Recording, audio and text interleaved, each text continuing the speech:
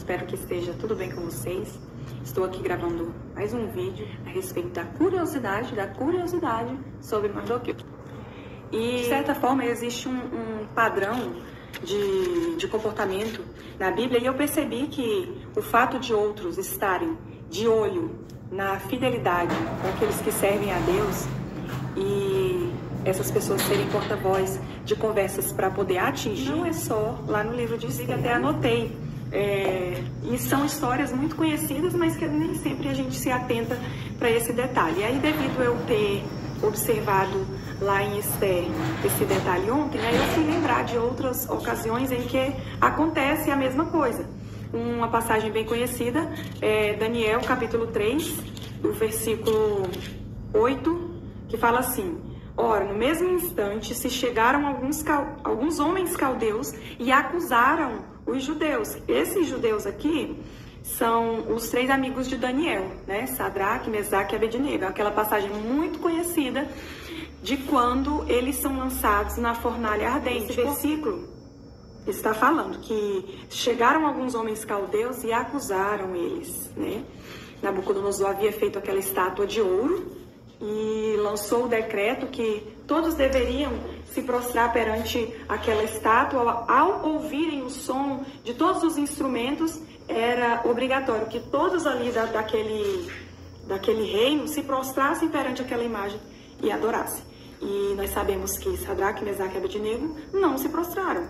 E então, imediatamente, eu acho interessante que a Bíblia fala assim: ora, no mesmo instante chegaram alguns homens caldeus e acusaram os judeus. Ou seja, eles de certa forma estavam ali de prontidão, né?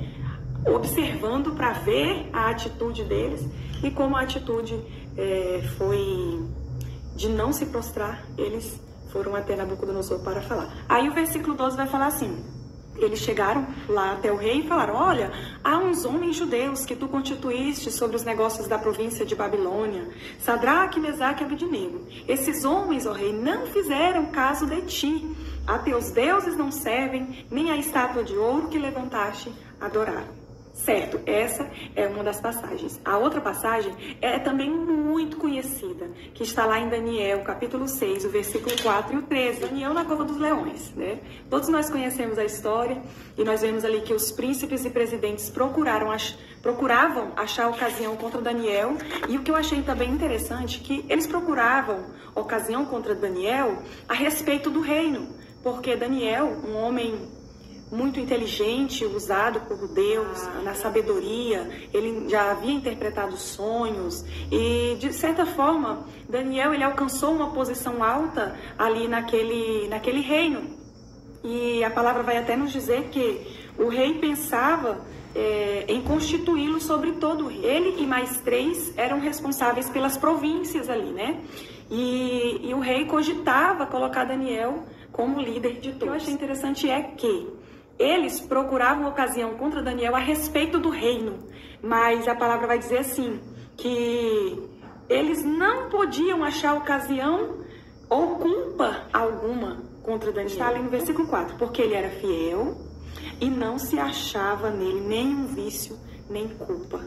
Então, como eles não acharam ocasião contra Daniel, dentro ali do seu trabalho, dentro ali do papel que ele exercia, aí a brecha que eles acharam foi a respeito da fé de Daniel. Perceba que em todos esses casos, que foram os que eu lembrei, assim, estava meditando e foram os que eu lembrei. Depois, se você lembrar de mais alguma ocasião que acontece isso, manda aí para nós, é muito bom nós compartilharmos os conhecimentos, curiosidades da palavra de Deus. Coloquei 5 pontos. Primeiro, sempre estarão nos observando. Você já parou para pensar nisso? Sempre vão estar observando a mim e a você.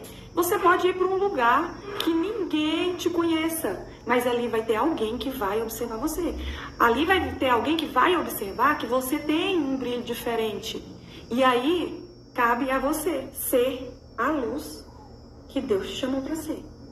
Então, se todos nós que servimos a Deus tivermos essa mentalidade, talvez isso nos fará evitar que cometamos muitos erros. Porque muitas vezes nós pensamos, fulano não está aqui, não está me vendo, mas Deus nos chamou como sal, como luz. Está lá em Mateus, né, capítulo 7, não vou lembrar o versículo. Mas Deus, ele nos chamou como sal e luz. O sal, ele faz uma diferença quando ele está... Como é que eu digo? Quando o sal, ele presta, ele faz uma diferença. A luz, quando funciona, ela também faz uma diferença. A luz tem a função de espantar as trevas e o sal tem a função de dar sabor. Então, assim, se nós nos conscientizarmos que Deus nos chamou para ser esse diferencial, para fazermos essa diferença, nós vamos buscar andar conforme a palavra de Deus. Por quê? Sempre vão estar nos observando. Segundo ponto que eu observei em todos esses exemplos, que convicção, fé, postura, fidelidade, sinceridade, sempre vai ser um fator de incômodo para quem vive segundo os padrões do mundo, para quem vive segundo a carne. Sempre vai ser um incômodo. Se você busca se manter convicto, se você procura manter uma postura diferenciada, de exemplo, se você procura ser a Deus, em toda na sua maneira de viver, fidelidade aos amigos que você tem, fidelidade à sua família, isso sempre vai ser um fator de incômodo para quem não vive dessa forma. E às vezes até está vivendo, mas não de fato. Então, quando vê que alguém vive dessa forma, isso vai ser um fator de incômodo. E então começam as investidas. E as investidas serão muitas para quem busca viver com convicção, para quem busca viver na fé, para quem busca ter uma postura, para quem busca ter fidelidade a Deus, a sua palavra. As investidas serão muitas. Para tirar isso, por isso que muitas vezes nós vivenciamos situações causadas muitas vezes por pessoas e também causadas pelo inimigo das nossas almas. E às vezes também é até permissão de Deus para haver esse teste de como está a nossa convicção, de como está a nossa fé. Então nós sempre vamos vivenciar situações que vai ir de encontro aí com a nossa fé, com a nossa convicção, como eu falei, às vezes causada por pessoas. E o intuito disso é nos trazer o quê? Dúvida. A respeito do inimigo das nossas almas, o que ele mais ama fazer é nos trazer dúvidas. Porque a dúvida já vai te tirar do lugar de convicção. Então, muitas vezes, através de pessoas, você vai entrar num momento de instabilidade, né? Num momento de situações que vai te trazer medo, que muitas vezes vai te trazer, de certa forma, um desequilíbrio. E aí que a gente precisa estar seguro no nosso propósito, nos nossos valores, seguros na nossa fé em Deus, na sua palavra, nas promessas dele em nossa vida, para que não essa convicção, essa fé, essa fidelidade, essa postura, esses valores que nós temos.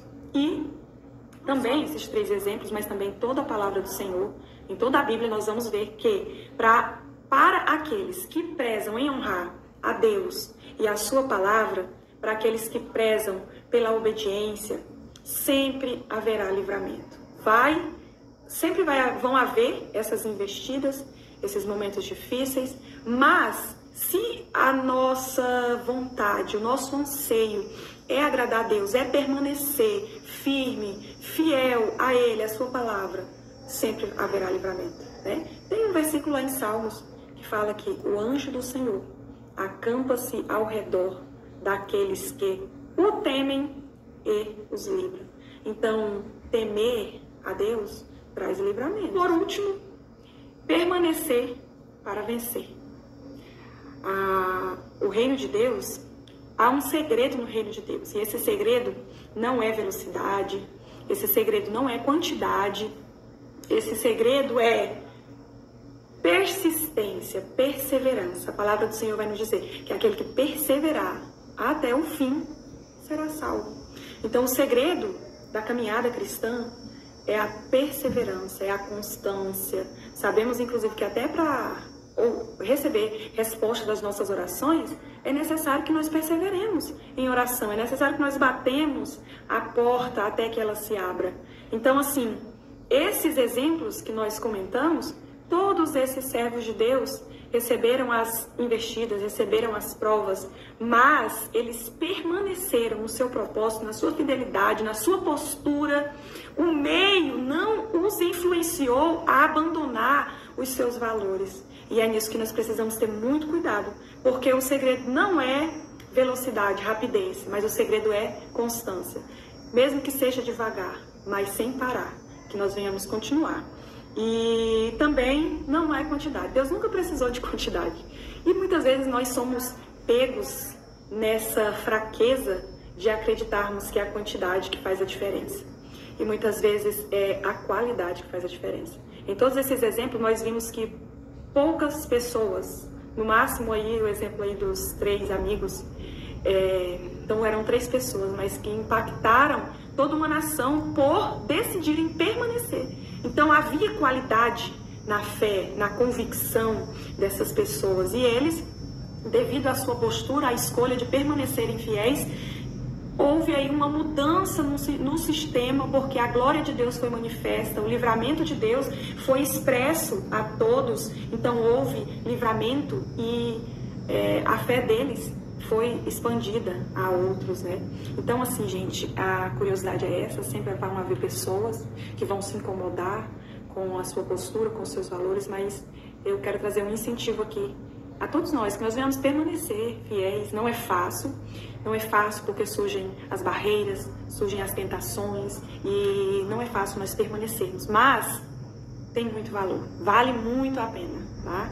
E se você tiver surgir mais alguma curiosidade aí no decorrer dessa reflexão, mande para mim, compartilhe aí a outros, me marca, tá bom? E assim nós vamos sendo abençoados uns através dos outros, porque às vezes a minha percepção da palavra não é a mesma sua. Então, o que pode ser uma curiosidade para mim, talvez não é para você, mas para você já vai surgir uma outra curiosidade que possa ser importante, não só para você, mas para todos que puderem ouvir.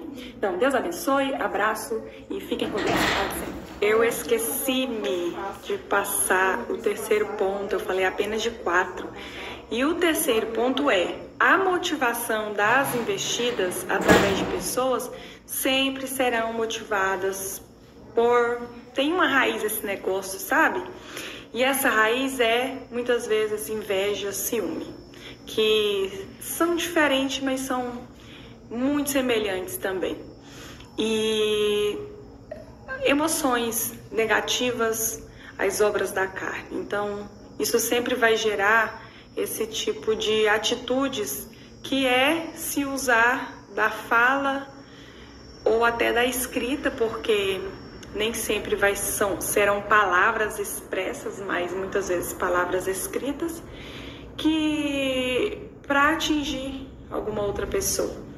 Então, assim, cabe aqui a nós um alerta, primeiro de vigilância, e segundo que nós venhamos cuidar do nosso coração, né, da nossa boca, que não sejamos essa pessoa, que seja essa ponte aí de aflição entre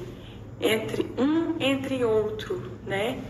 Que traga muitas vezes a discórdia, a contenda, que não seja eu e você.